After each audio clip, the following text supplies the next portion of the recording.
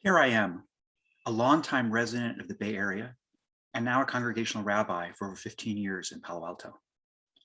A few years back, I was walking home from synagogue and I was going through the parking lot at Gunn High School. It's on my way back home. Always a beautiful walk. It was a crisp, cool day. And some kind of sporting event was ending at Gunn High School. So people are driving out. Lots of these teens are heading back and they're kids from all over the Bay Area and Northern California.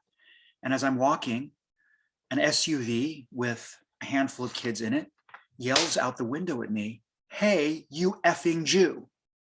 And it brought me up short.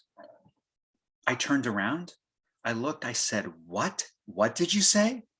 And then they just kind of drove off. When I got home, my wife and kids were actually upset with me. They said, why did you confront them? And I said, look, the parking lot was filled with people. I thought I was relatively safe. But it brought up all these feelings of unbelonging and the idea that someone can just casually yell at me, "You effing Jew."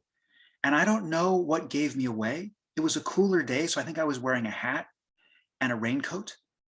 But something about maybe coming back from synagogue, maybe they'd seen other Jews. I don't know, somehow they were able to identify even at a distance that I was Jewish. And so it was frightening and upsetting. And as someone who grew up and has lived in the Bay Area nearly my whole life, very disturbing.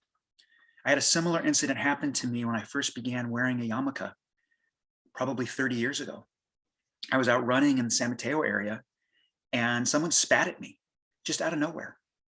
And so these casual acts of hatred, these quick reminders that there are people who simply do not accept me just because I'm Jewish and just because I walk home from synagogue or because I choose to wear yarmulke.